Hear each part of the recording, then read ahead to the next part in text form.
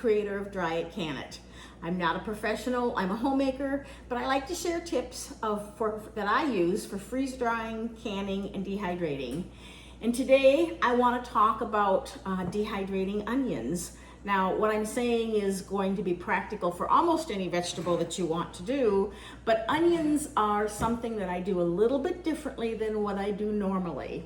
So when I did onions for the first time, they worked out great, but my house stunk for a couple of days. There's something about onions that almost seems like they have an oil in them, and it settles on the furniture and it settles on everything, and frankly the smell is hard to get rid of.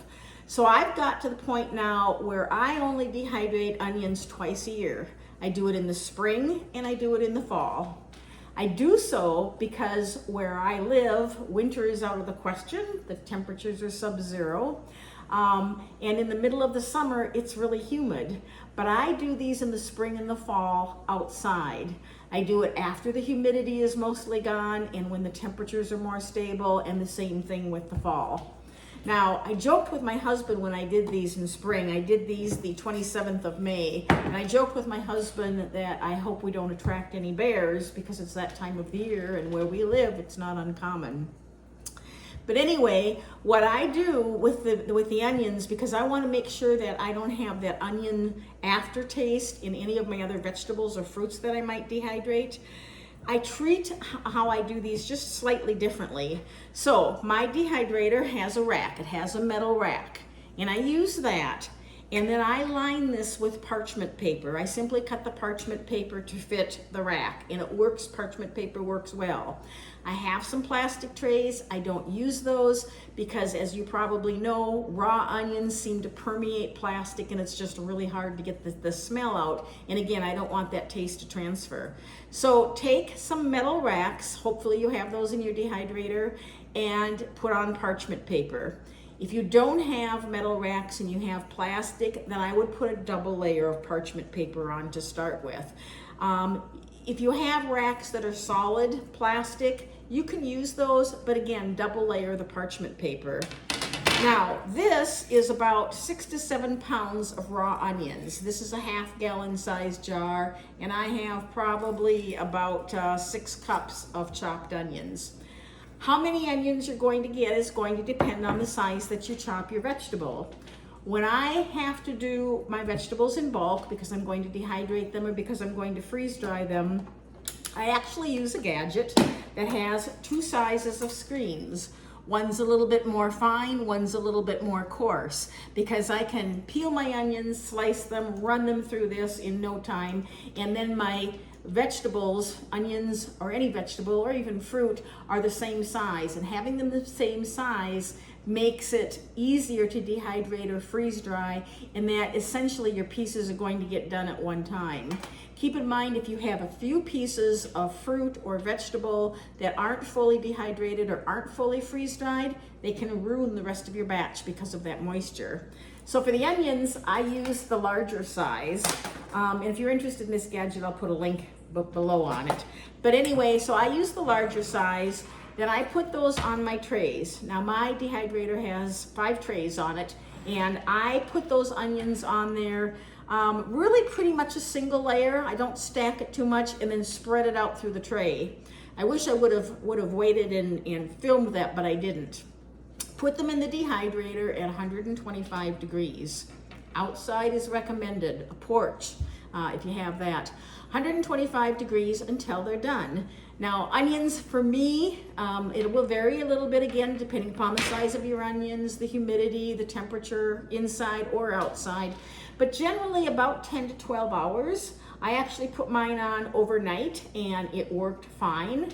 And when I get done with them, sometimes the onions will stick to the parchment paper in kind of a sheet of onions, so to speak. And what I do is I simply put a pan over that, turn it upside down, and then my onions are sitting on that pan, and then peel the parchment paper off. Again, I wish I would have demonstrated this, but I didn't. And then you'll have a sheet of onions in loose pieces, and you can take a gloved hand. A gloved hand is recommended because you have moisture in your hands, and kind of squeeze them up a little bit, and they'll break apart real easily.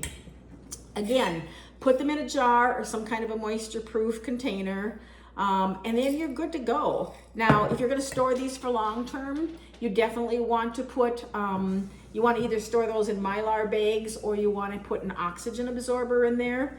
These I'm going to use over the course of the year, and it works really well. How much onion do you want to use when you get ready to cook? I find that about 1/4 cup is equal to an onion, or what I like to have. But again, it really depends what you're making. You know, do you want more onion? Do you want less onion? Experiment, and again, the size of your pieces are going to make a difference.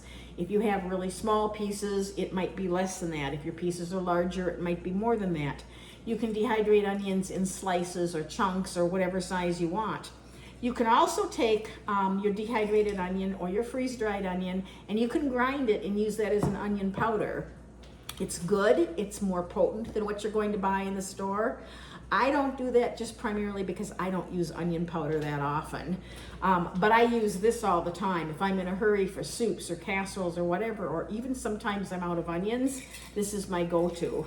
I do the same thing with celery. Onion and celeries are my two go-tos, and I actually prefer to dehydrate that over freeze drying, simply because I think it's more efficient to do that, and I'm really happy with the result. So, as a general rule, vegetables at 125 degrees, fruits at 135 degrees. There's ins and outs of that, and that's something that you definitely want to consider. If you're new to dehydrating, this book is just fabulous. I'll put a link to that too, but that really goes through all sorts of vegetables and fruits. It gives you a really good idea how to do it, how to use it, how to rehydrate it. It's a really good Bible, a really good resource if you're new to it. That said, if you remember 125 degrees for vegetables, 135 for fruits, that's a really good guideline to get started. So hopefully I will be continuing to do some more videos on a regular basis, and I have had some family things going on the last couple of weeks, so I know it's been a while since I posted, but I do appreciate your watching.